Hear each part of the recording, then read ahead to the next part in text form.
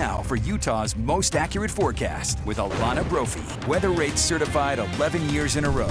My goodness, you can tell how violent that was just by the marks. Yes, wow. Yes, you can feel the pain. Ooh, right? That awful is poor. I mean, goodness. Severe weather, not something you want to mess with, but I'm glad he's okay. But gosh, that bad news there. Bad news to see that. Now, we've had weather that's been rolling through, active skies, but nothing to that level of severity. I want to show you this picture because you're going to see that dust right here. This is the gust front that came through tonight. Outflow boundary winds that kicked up that dust in the West Desert and pushed towards the Salt Lake Valley. Those active conditions really piped up during the afternoon and is now starting to quiet down. You can see where cloud cover holds on. And as we jump up to northern Utah, fairly quiet with just a few isolated cells over near the Rush Valley and in the West Desert and quieting down in the southern portion of the state. So we've had this area of high pressure, very monsoon-like, that actually was funneling moisture into the Beehive State with its clockwise rotation. An area of low pressure to the north of us that already impacted us. That was our retrograding low from the weekend. Well, now it's getting closer yet again to the Beehive State,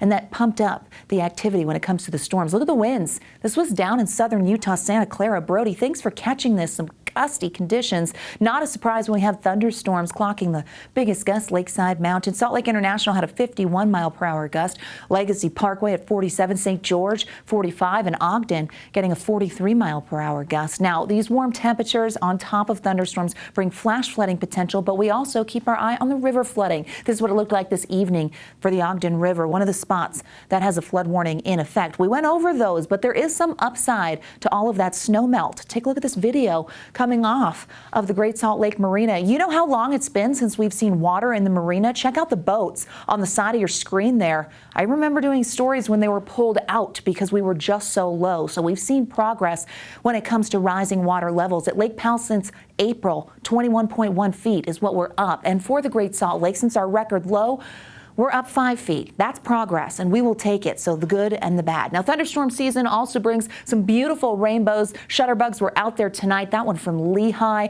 this one from South Jordan. I wanted to share as many as I could because you were snapping away. Garrett actually caught this one in Beaver County. Absolutely stunning.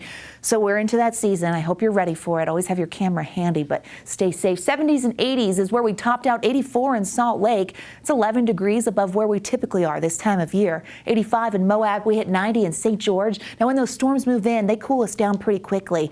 Storm potential for tomorrow, the entire state. It's a general risk, but it will be pretty isolated, and there are areas that the storms will favor. FUTURECAST shows us what I mean. Front comes through, changes the wind direction. Eastern Utah, we'll see some storms. Wasatch Plateau over towards Helper and Price, as well as the Uinta Basin. We will see storms in the high country, isolated over the Wasatch Front by the afternoon. South central Utah and the southern portion of the state near Grand Staircase. Again, southern Utah, places like St. George and Kanab will see storms. By Friday, we definitely see that hanging on, and we become more isolated in nature. We dry out ever so slightly, but you can't rule out the risk of a storm for the next several days. Possibility of flash flooding at the Mighty Five and all of the areas we love to visit, including the Swell, Grand Staircase, Lake Powell. So we just have to be careful during this time of year. These storms can drop heavy rain, and low-lying areas could be at risk. 70s and 80s for those daytime highs. Another day of thunderstorm activity. 70s in Castle Country and towards Vernal. 80s in Moab, 80s and 70s along the I-15 corridor, and those 90s in St. George. Here's a look at what to expect in Washington County. You see those 90s and that unsettled pattern holding on. Typically this time of year, 86 is the daytime high down there in the southwest corner of the state, but nope, we're going to be above that. Also the case for the Wasatch Front. Typically, in a normal year, we're kicking it in the low 70s. But no, next 7 days, we're like, hello, 80s, stay a while. Isolated storms for tomorrow.